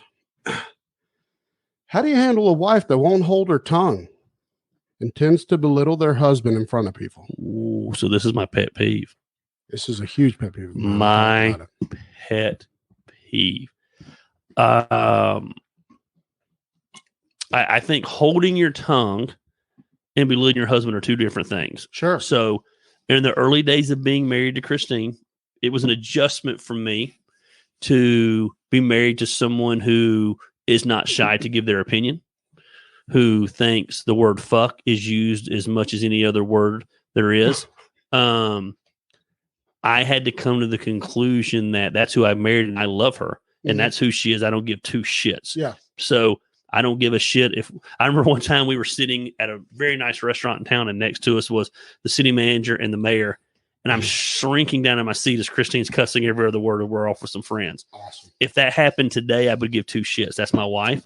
That's who she is. And I love her for who she is. And if you don't like it, tough shit, you're not married to her. That being said, my favorite phrase is do not fucking punk me out. I don't give a shit if I'm in the wrong. We get in the car to leave your house at dinner. You light my ass up. You chew my ass out. You tell me how wrong I was. Do not punk me out. So if I was married to someone like that, I would address it with them. I would talk to them. I'm not trying to be not manly, but I let them know how it makes me feel. Sure. How I don't like it. There's nothing wrong with that. Absolutely. And if it did not change for me, my deal breaker. That's a deal breaker. Yeah. I wouldn't be married much longer. I'm not going to be punked out, man. Yeah. And boy, I'm getting hot right now thinking about it. Oh yeah, it's my red, but and I agree. Do not punk me out. And so that's a huge issue to me. Yeah, I've always said, and ladies, you can write this down.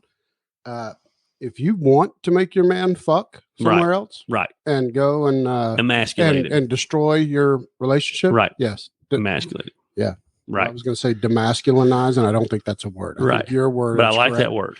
Demasculinize. I'm just made up. Yeah, that's a great. But if you do that in front of his buddies, and especially if you do it multiple times, like you're known. Because I've got buddies that go through it. And I'm like, how the fuck do you take that? I have buddies and I sit back. I can even see the look on Christine's face now when we're off of buddies and they're dealing with she just because she knows how passionate I am about it, man. Do not no. I'm not going to deal with it. Sometimes it happens. Sometimes they don't even realize they're doing it. Sure, and it can be accidental. I mean, but I'm going to address it. Of course. Man. My whole demeanor is going to change immediately. I've had I've had that rare talk where I'm like, you fucked me. Right. You made me look fucking stupid. You fucked me. And I've done it to her, I'm sure, too. Of course I have. Of course I have. I've snapped. I've been sure, made her feel stupid. It happens. But let me tell you how champion my wife is. All right. We be sitting there. We hang with I've got friends that range from eating at the fanciest restaurants to fucking sardines. Right. And I love all of them. I don't give a shit what kind of money you make. That's never bothered me. To quote Dusty Rhodes. Yes. You've ate in the alleys with pork and beans and you've dined with kings and queens. Yes, absolutely. The great Dusty Rhodes. Right. But so if we're in a group, right, and everybody gets talking, there's somebody talking about some shit or dick size or something, my wife will tell you I got the biggest dick on planet. Right. Every fucking time. She's lying through her fucking time. Right. But she'll tell you that and she'll die on that hill. Yeah. She has died on that hill to me. I'm like, and you really exaggerate. If I'm embellishing the truth because I'm a dude, don't fucking correct me. No. You talking about how you flew and I told you I built the airplane? Don't correct me. I can't stand a woman who feels like they need. Listen, if you tell me you're fine, I tell you I built the airplane. You know I'm full of shit. Everyone there knows I'm full of shit. That's just part of the charm. You know what I mean? Yep. And I don't need you, though, to correct me in that situation. But it's just not going to happen. I'll tell you something else, my pet peeve. And my wife has been on this kick lately about noticing it in people. Women and men, I guess. When all they're with their buddies, all they do is bitch about their spouse. Yeah, I can't stand that. I can't stand that. Don't bitch about you. And women, I do think, hell, men are bad about it too, but women seem to be the worst about it. Yeah. Just bitching about passive their spouse. Aggressive. They do it on social media a lot. Oh, yeah. Women are notorious. But they'll do it with each other. You know what he did? How about what he did right? Yeah. How about you fucking brag on your husband? Maybe if you bragged on the motherfucker every now and then, he'd be a little more prone to want to do stuff. Because believe it or not, we are ego-driven. We love affirmation. Yep. But also, affirmation's a weird thing too for a guy. It is. Don't pump me full of shit. No. Because I know when you're listen. Of course. Okay. Just like you don't gotta tell me I got the biggest dick. I know. I know. I know that I don't. Yes. I told you when we got married I don't. Yes. So I get it. And I know that you see the same dick I see. Right. Exactly. I know you see the same dick. So right. It's fair. Okay. But what I don't like about the passive aggressive thing, and this I'm gonna go in on the women right here. They are the more prone to do that. There are a lot of bitch ass dudes that do this shit too. Passive aggressive whining or fishing on for like attention, like, and this might, and this either now I'm going to step into your realm as a pastor, and you're going to get upset with me, and that's fine. Yeah, preach. But I don't like the unspoken prayers. No. It drives me. What's going on? Just don't. I don't want to talk about it. Then bitch, don't put it on Facebook. But please pray for my whole family. But I don't want to speak about the needs. Right. Because they know then you're gonna be like, hey, what's going on? Right. I don't. Yeah. So unspoken tough prayer. day. Times are hard. Don't know how I got through today because where you can hit me up in my DMs nonstop. Oh yeah. Drives me crazy. Right. Doodoo's wife just said Doodoo has a small wiener. Of course he does. His name's Doodoo. We know that, but he's a champion. See, here's what people miss about being a champion. Champion is not about penis size. It's not. Okay. Nothing's about penis size. No. So, dude, penis, you were dealt that card. Right. Can't help it. I know guys with mule-sized cocks. Yeah. Some of them, I know a guy with such a big-ass cock said that he hated his cock. He was sitting on that motherfucker all the time. No girls liked it. Right. It was too fucking big. Right. He hated it. And here's what champions do, though. So you ready? So small penis. So guess what I got good at? My mouth. Absolutely. Okay. Tongue action. I can't control the size of my penis. So here's the deal. The mouth's not just for preaching. So you're a student of the game. Boom. Which is how I adapted. Fundamentals. I adapted. Have a base. Okay? Have a base. That's how you win. Right. Everything comes down to fundamentals. I turned my affliction into anointing. Okay. Absolutely. I said, man, I can't be the best down in this, but I can make sure that I'm good at this. Absolutely. And guess what's going to happen? Me and Brooke talk about this on Married AF too. If you go ahead, put the wife into Pleasure Town first. Yes. You can finish as quick as you want, guys. Right. There's no 2-pump chump. If she's already been to heaven and let me tell you about my new move. You ready for this move? So we're dropping knowledge here, sons. Right. I'm not shy. I like a good bubble bath. I like it hot. But here's the deal. You're not getting out of the bubble bath that's been hot for an hour and strong like bull. Of course. It don't want to play. It's the same as if you're sitting in a cold bath. So here's the deal. Here's my new move. I know the wife's going to want it. She's 10 years younger than me. I know I'm going to take a bubble bath. We're down at the office. Boom. Hey, I'm going to knock it out at 3:00 in the afternoon. Do my duty to please that booty. Where that evening, guess what? I've already done. That's a great point. I've already had great sex for the day. She's had a great time. Now, guess what I get? Bubble bath with no guilt. Jeez, I mean, it's like we're brothers attached at the hip or the wiener, maybe. Because me and Brooke have talked about this also. During the week when Gunner's at school, right, we knock it out during the day, right? Because guess what we get to do at night? Relax, right? Watch our TV. There's no having to think about it. Guess right. what? Everything's good, bro. Right. Dude, we've both been to Pleasure Town. Listen, I've already showered. I don't want to sleep on wet sheets. Like, listen, it got knocked out at 3:00. It's all dried now. I'm ready to go to bed. Hey, life is good. We can both go to bed whenever we want. Boom. There's no wondering like, oh, they want it. Am I wanting it? Do we both want it? Maybe we don't want it. So listen, I know my wife wants it 7 days a week. So what I'm going to do is at 3:00, if I want to take a bubble bath that night, it's going to happen at the office. Dude, I think it's going to happen on the stage. It's going to happen if he's watching on Kylie Blankenship's drum set. At the church, it is what it is. I'm married. The Bible says the bedroom is undefiled. 100%. I can do it wherever I want to. In that church building, it happens. You say you shouldn't do that. Well, I'm married. Too bad. Yes, there's no way that you shouldn't do that. That's 100% championship. I'm just going to be honest with you. Here's the reality. If you guys went on vacation and said, hey, would you dog sit? Would you stop by and feed the dogs twice a day? One of those times I'm doing it on your couch. Very, very because I expect that's just what I do. especially from a friend. Boom. All right, when we've had people, when we've had friends. Now, I'm not going to do it in your bed. No, that's breaking. That's crossing. I agree. But now, I ain't going to lie. Maybe Gunner's bed. Or couch. To me, the couch is or the kitchen table. Because that kitchen table of yours is nice. Yeah, it's very slick. It's very that thing is like slick as shit. But no, I'm with you. And I would expect 100% if I'm out of town and my friends, somebody's dog sitting, something's going to happen in the house. And I respect it on a championship level. Right. But knowing this, and I try to tell my friends this, and so I'm glad you've reiterated this point, that you got to use your day when you're a champion. Right. Your time is valuable. Right. Right. And there's nothing wrong with like, all right, this is the real time to maximize my rest and recovery. Right. Maybe it's better to, a little post-lunch coitus. Right. A little cardio. Boom. Everybody's good. And then guess what? We get to relax, recharge, sleep. Right. The next day. Without the expectation of it. You don't have to just be the old. But I'm going to throw you another curveball, though. You ready for this? We're laying it all on the line. No holds barred. Yes. All right? Yes. This isn't married AF. No. But this is write this down AF. Yes. AF is can be. Yes. I'm going to tell you boys a little secret on the Blue Chew. We were talking about the Blue Chew earlier. Pop the Blue Chew in the evening for a wham bam thank you, ma'am. Mm-hmm. When you wake up, the Blue Chew is not going to be completely wore off. No, it's not. Boom. And she's going to get that surprise in the morning. Now, she's not going to want that all the time. But you can bust this out about 5 times a year. Yeah. About 6. About once every other month. So you're going to get the night stuff that's still pretty good to go in the morning from the same Blue Chew. 2-for-1 deal right there with the Blue Chew. Let me drop some real knowledge on you. Let's see what you know here, Gary Lamb. Okay. Because you may not know this. Okay. Uncle Randy is a self-anointed doctor when it comes to penile function. Okay. So do you know what the number one thing is that women look for in cocks? No. What would you think? Is it the size, girth, feel? I need to know now because I do not know. The number one thing that women look for in a cock is not the size. Okay. It's not the girth. That's good. It's not the motion. Okay.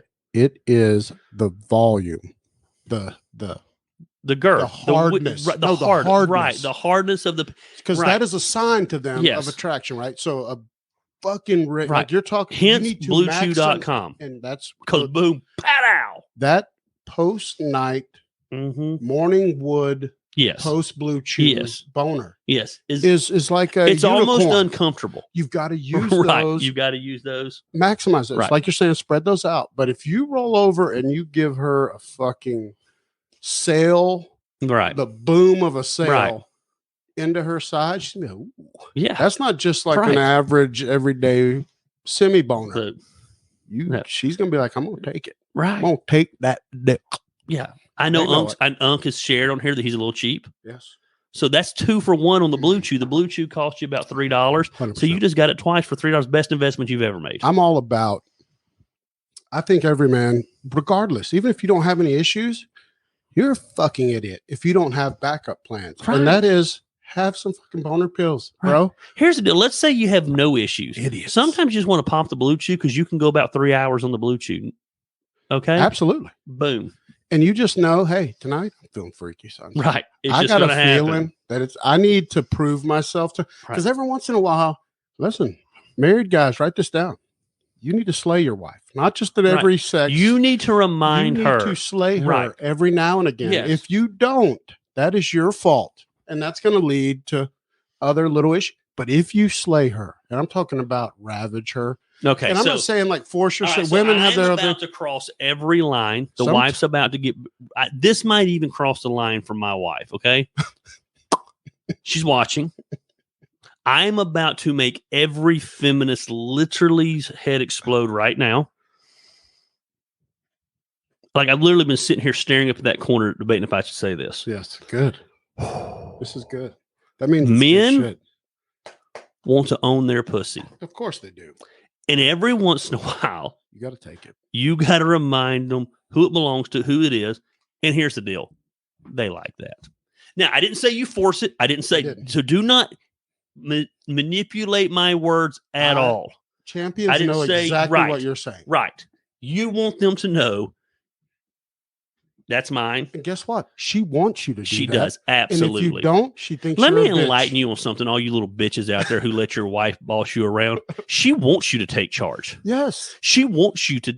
The problem is you haven't led enough and been successful in one when you lead that she has no trust in your leadership and you leading. Your wife wants you to lead. I am married to Christine Cope. She is about the most independent, strong-willed woman that ever exists. She's got the most muscular legs. But she's also one of the most feminine, loyal, I don't mean this in a dictator's way, knows her role as a wife. She doesn't want to lead our household. She doesn't want to make the decisions, though she is capable of making every one of those decisions. That's you know what I mean? Wife. She doesn't want Doo-Doo to take it. She does. Every once in a while, she wants Doo-Doo to take it. Oh, I'm telling you straight. I've had this conversation with my wife. Yeah. She's told me in non-so straight ways, like, sometimes I want you to pound this motherfucker. Because here's the deal. Because you did it when you were dating, and so now that you're not doing it, do you not care anymore? Yeah. Do you not care anymore? That's why I say you don't stop courting your spouse. Right. And occasionally, you got to lay that dick. And I'm talking about there's a thing there. And you guys can get all sensitive and pussies, goddamn, because I know how you are. Right. You've accepted this new role of men, and that's not acceptable.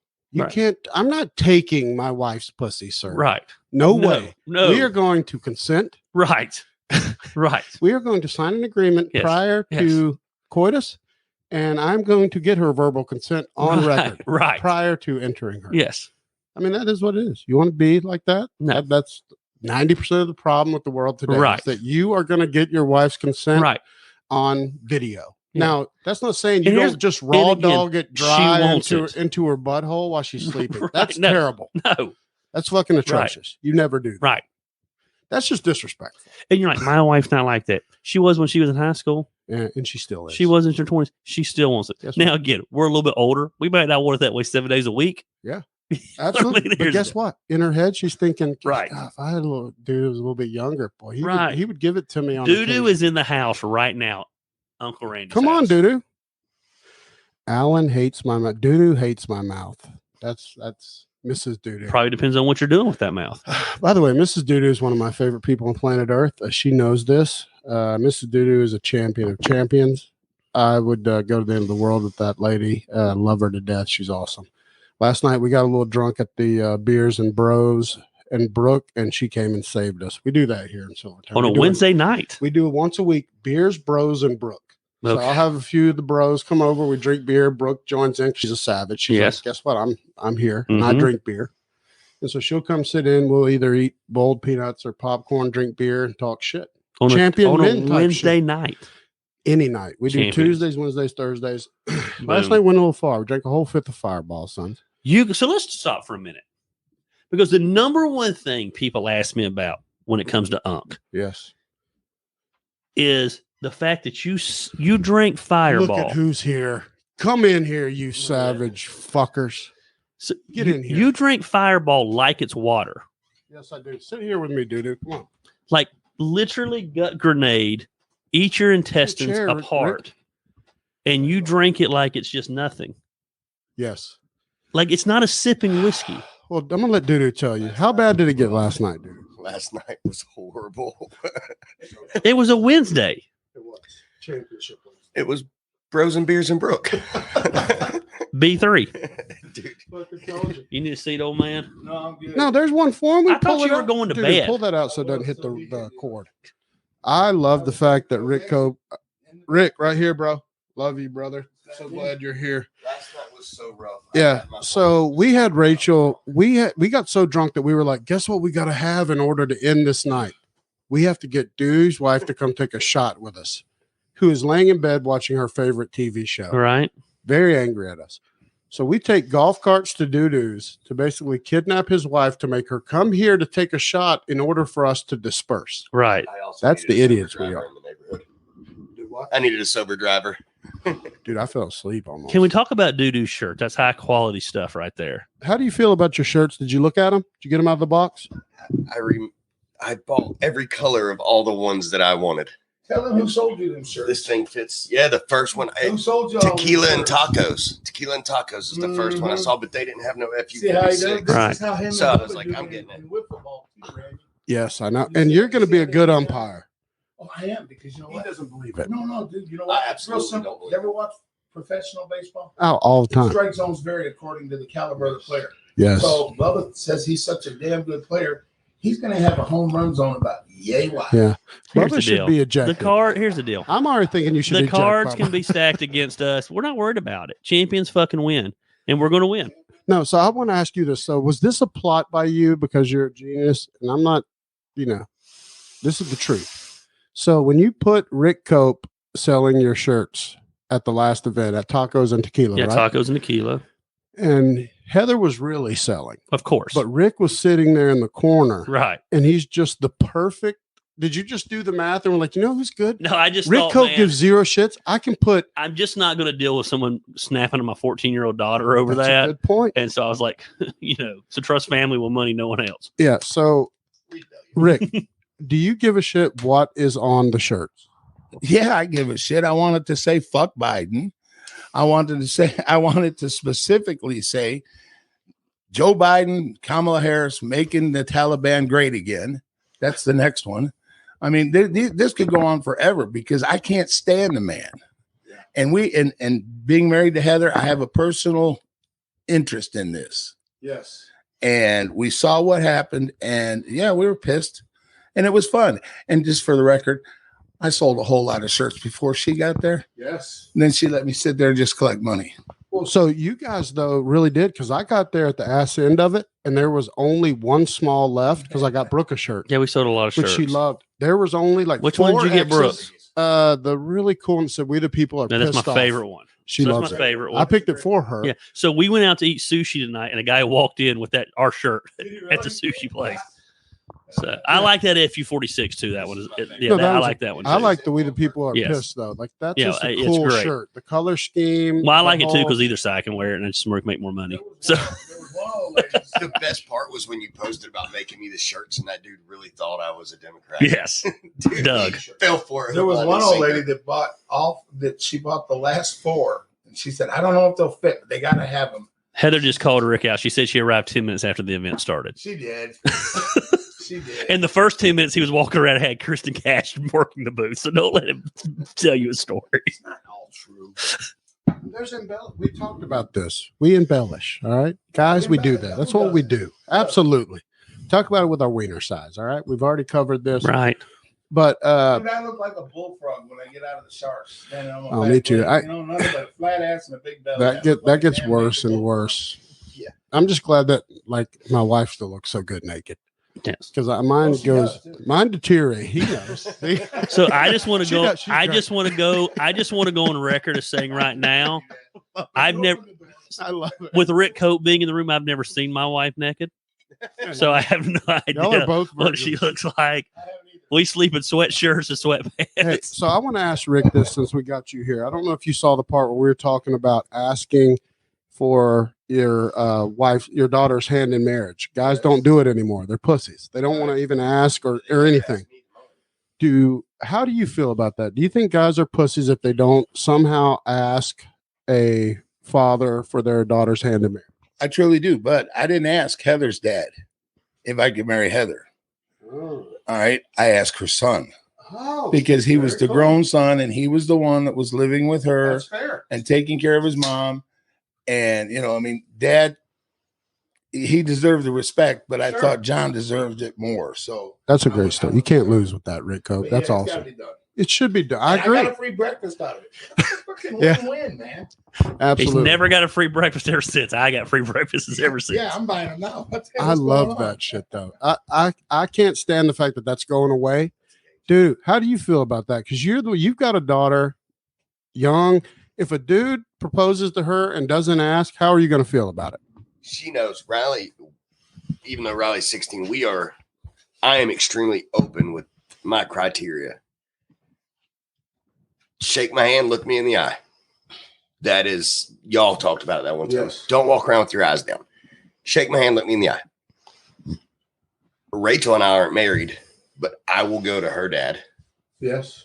Riley's, whoever it is, will come to me. Absolutely. Or it just flat out wouldn't have my blessing. And there's no changing it. It is, I mean, that's a must. I don't think that's the yes, ma'am, yes, sir is already gone. That is also a game changer with me. Mrs. Fire Marshal Bill said, Doo-doo, Jacob will ask your hand before marrying Remy. Jacob's got it. Remy's his youngest daughter. Doo-doo. So this could be a whole podcast right here.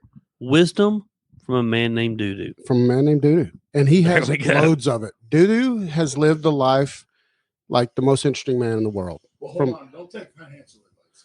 No, we don't do that. Well, we talked about that. We talked about how Doo-doo is an impulsive purchaser. He bought 14 T-shirts while I'm in a bubble bath. I watched this man. We were figuring out. Remember the slip and slide pictures? This picture.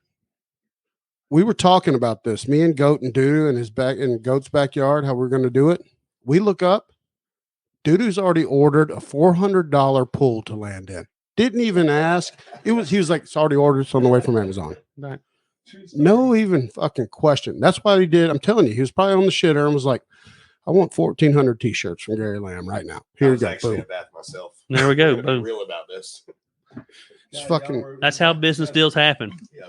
And he says I called him. We were FaceTiming. We were texting. We were not FaceTiming while I was in the shower. Hold on, you're both in the tough FaceTiming. Hold on. We were Google Duoing. Right. True. So this is gonna be the last thing. I want to get everybody's opinion. Is there anything wrong with having boner pills as a grown man, just in case? Absolutely not. No. All right, there you go. Because we had a guy literally wrote in and asked us. He's been having ED issues. See what I told you should say? I can't remember. The bigger issue would be not ever having sex. Oh, no, you just have them. Always have them. So always be packed. I will say this: as you get older and you do have like heart conditions, sure. Dude, it's a struggle at times. I ain't gonna lie to you. Well, because you got to mix things and medications could counteract shit and stuff. Told me one day it's in your head. I said, really? Really? All that's in my head is pussy. Yes. I've been there. I've had this chat with my doctor. There was a point we talked about it where you get in your head, and this isn't you, but for me, it was that. Like you get one rogue limp wiener and you start questioning your abilities. They're looking at your partner saying, that's why they call it a dick. Yes. That's what opiates did to me. My past life made it damn near impossible. Well, yeah, that's crazy. That cocaine I did, man. I used to walk around on that shit like 3 legs, man. Just want to go back to the fact that I've never had sex with my wife. Ever. No. Never, ever. Dude, we should go home so he can go back to Dude, I tell people all this podcast is gonna get really boring. We should go home now. I tell people all the time though, yeah. The old they talk about whiskey dick. I'm like, shit, you never had the old cocaine dick. Right. That son of a bitch is impossible. Right there, you get a little bit of the old nose candy sprinkled in. You can go for decades. That's Houdini's show. That is some Houdini shit. Houdini loves the cocaine. So you have to be up at 3:20. What time was the doo-doo start? Oh, doo-doo only does Monday through Thursday. Is tomorrow Friday? Yes. Damn. And we're going to Puerto Rico Saturday. Which is where we usually do Beers, Bros, and Broke on Thursdays. Oh, got you. But we weren't going to miss. I mean, the people would fucking go crazy. The house would get burned down. Gary's barely getting the house tonight because of the fucking fans outside. We're ravaging it. Bros and Brooks tonight, and what happened last night happened tonight. That would have been an epic podcast as well. Dude, Brooke was not feeling good this morning. I'm going to be honest. She was very angry with me. I didn't know if I needed to throw up. We got her very. She doesn't do the fireball. Not much. People shouldn't do the fireball. This is the bitch one. We had the big fucking. It literally just is like a gut grenade in your belly. I feel it eating my stomach lining. It reminds me of Goldschlager. Yes, that was my drink back in the day. We're all enough to remember. We've all woke up on the beach and looked at gold flakes down the side of whatever car we were puking out of. Yes. Here's what happens at Uncle Randy's, though. So you come over, Doo-doo comes over with 3 baby beers. Because he's trying to be a husband. They're the little bitty one like this, but right. then the I know what you're cans. talking about. Yes. He comes with 3 of them. He's like being responsible. He's like, I love my wife. I'm not gonna fall for this shit. All right. Within an hour, he's drinking all my Bud Light. Walked out with my case, with the cardboard case, which was hilarious, and got him on the fireball. Uncle Randy is a maniac. If you get here, there's a waiver that is signed that says, Uncle Randy's not responsible for what happens to you. Yes. But getting her over here, I got to give her another shout out that she came because we would have not been denied. We would still be going. We made a pact. She had to come over and do the shot. All right, here's the last question, Gary, and we'll wrap up and we'll let we'll keep you guys in here. We'll just finish with everybody. No, we love you guys. All right. What's the most, and this was sent for you, Gary, but I'm going to answer after you. What's the most obscure opinion hill that you're willing to die on? The most obscure opinion hill? Yeah. Like, what's your pet peeve that you're willing to die on this hill? You're not going to change your mind. Like, I'll go ahead and answer first because I saw this and I've already planned. Mine is the like super long fingernails. Like, especially if a guy grows like the long pinky. So Rick's best friend used to have a long pinky nail when I first met him. He was about 600 pounds. I know a lot of guys that had that. And mine, my reason is because I did jujitsu for a lot of years. And if you had long fingernails, for one, you'd scratch everybody to pieces and you couldn't train. Yes. So you get a lot of those, guys that do that. And then now it's almost like a phobia with me. And I'm the one that put in the penalty flags where we were doing, because Dudu's feet were atrocious at the beginning of summer and he went and had them medically transplanted. Okay. I've never seen feet transform quicker. Dudu got new feet quick. Like Rick's leg fell off. A lot of people don't know that. He had his leg taken off. It was just cut off at the fucking thigh and glued back on. They took a cadaver and just stuck it on there. It just they just glued it back on. The worst part was the horrible skin graft scar on the thigh. He sent me the pictures of it. That shit's atrocious. So I'm fingernails. So that gives you an idea. What are you? Yeah. So I will never budge. So yours. So mine's a totally opposite direction. You're never going to get me to budge on the fact that freedom trumps everything. Like, you're not going to take away freedoms. I talked about this Sunday in my sermon. Someone asked me, they said, you've changed a lot in the last year and a half. And I said, I had to, because I never had to be passionate about freedom. I always had it. But when you tell me you're going to take my livelihood, you're going to take how I go about living my life, and I live in America, like, I have become that person that there's nothing that you say that is ever going to change my opinion on freedom and being able to enjoy that. Did we lose everything? No, we're good.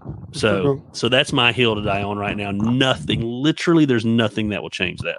Dudu, what's your hill that you will die on?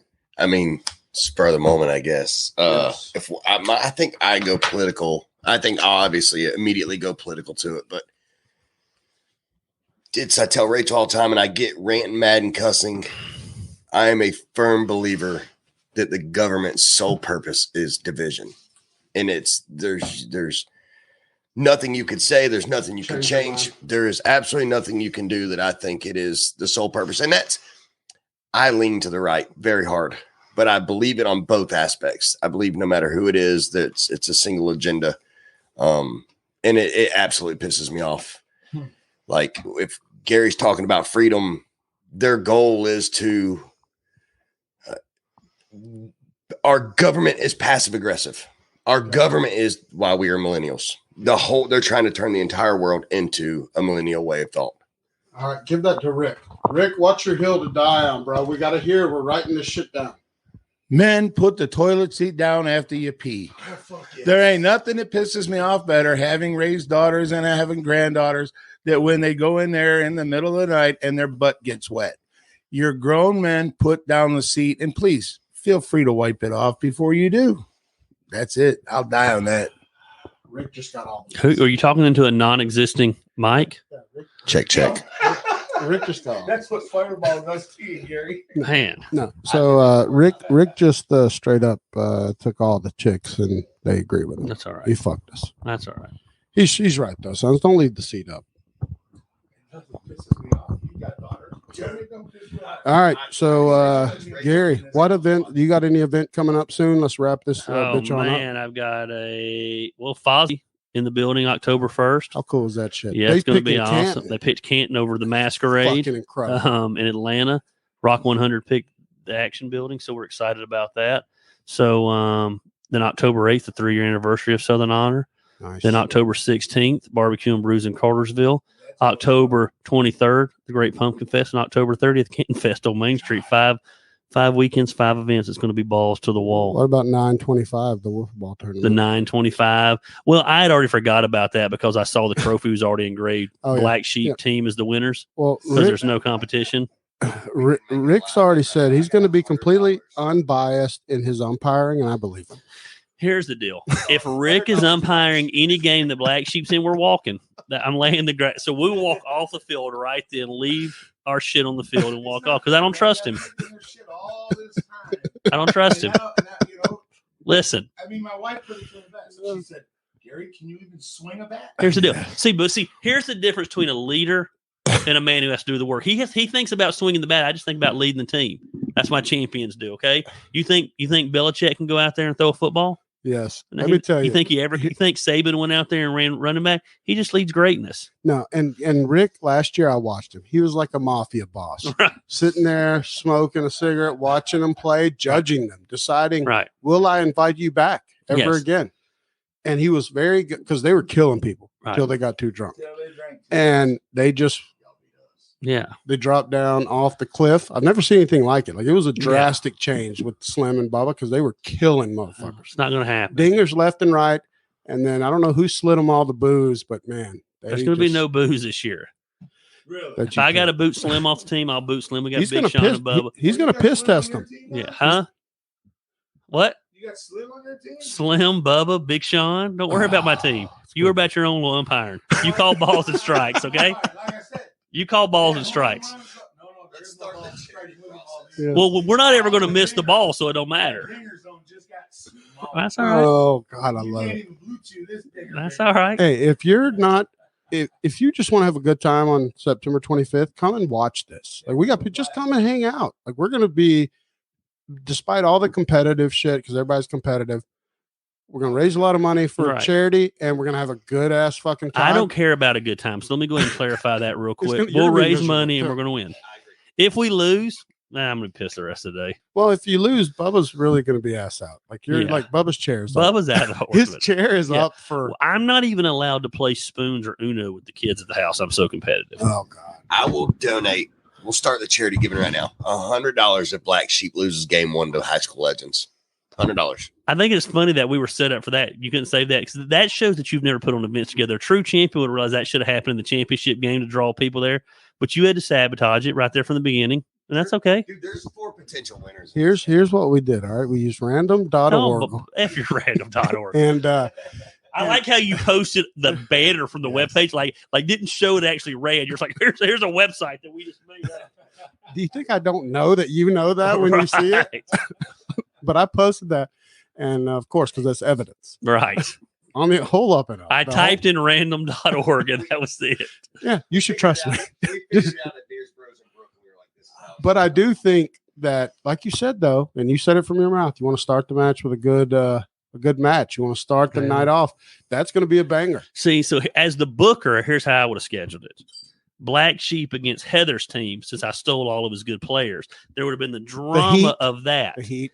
Once I eliminated them, you would have had the local favorites coming up through the ranks, the faces against the heels. Boom, we would have met the championship. This is where the problem comes in.